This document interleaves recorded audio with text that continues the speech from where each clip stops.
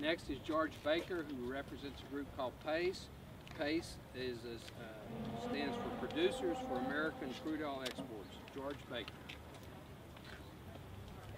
Thank you, Congressman. My name is George Baker. I'm Executive Director of Producers for American Crude Oil Exports. We're known as PACE, as the Congressman said. We're organized as a coalition of 16 American independent crude oil producers dedicated to full repeal of the oil export ban as quickly as possible.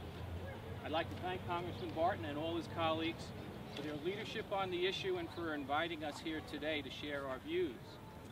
The economic and geopolitical benefits of repealing the decades-old ban on crude oil exports are compelling and very well documented at this point. I could list all the reports, the studies, the academic literature that has been produced over the last several months.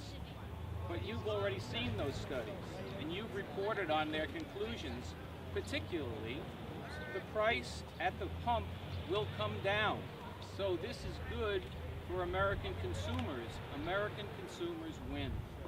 On jobs, both in the oil fields and along the supply chain in every state of the union. Those jobs will be created and protected by this activity. So American workers win. GDP will increase and the trade deficit will decrease. So our American economy wins. Putting U.S. crude oil on the global market will provide stability to global energy markets. So our national security is enhanced and our allies and our trading partners win. The case for lifting the ban on crude oil exports is clear, and the time to lift the ban is now. It's a win-win for consumers, our economy, and our national security. So let's work together on a bipartisan basis, and let's get it done. Thank you, Congressman. Last but not least is Toby Mack, who is President, CEO of the Energy Equipment and Infrastructure Alliance. Mr. Mack. Thanks, Congressman Barton, and thank you, Congressman Cuellar, for your leadership in moving this very, very important piece of legislation.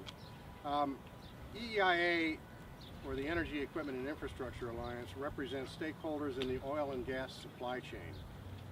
Tens of thousands of mostly local and regional businesses, Main Street American businesses that employ over 600,000 workers just dedicated to the oil and gas businesses of these companies. They are contractors, distributors, manufacturers, transportation companies, service companies, and their workers. They provide construction, capital equipment, materials, logistics, supplies, and services to oil and gas operations, and they operate and employ American workers in all 50 states. Our alliance members include supply chain companies, labor unions, and trade associations. Our union members include the Laborers International Union of North America, LIUNA, and the International Union of Operating Engineers, because there are so many good union jobs, mainly in construction, for workers supporting energy operations throughout the country. Many jobs have been lost and many more are at risk today because of the obsolete ban on exports. In the energy supply chain, there are 3 workers supporting energy for every 1 at the producer level.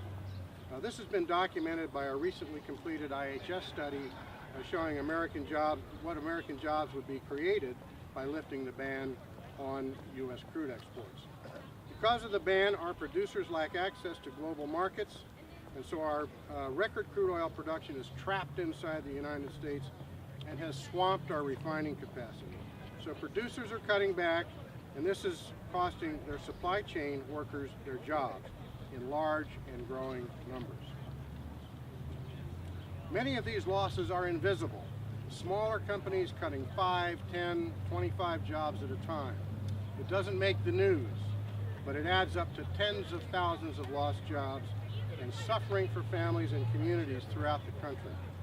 Lifting the ban will give our producers access to global markets like our refiners have, and just like every other producing country in the world has. It would unleash substantial new production in the United States, stem the tide of job loss, and start job creation again. And it would benefit consumers. As we've heard, a host of recent studies show that U.S. crude oil exports would actually put downward pressure on the price of American gasoline and diesel fuel. The time to act is now before foreign producers like Russia and Iran lock up the world's crude consumers and make billions to spend on threatening America and our friends and allies. Let our producers provide crude oil to them instead. In so doing, we will save and create hundreds of thousands of jobs with the supply chain companies in communities throughout the country. We applaud the leadership of Congressman Joe Barton and his colleagues here today for introducing sponsoring legislation to lift the ban, and we urge Congress and the President to speed its enactment into law. Thank you very much.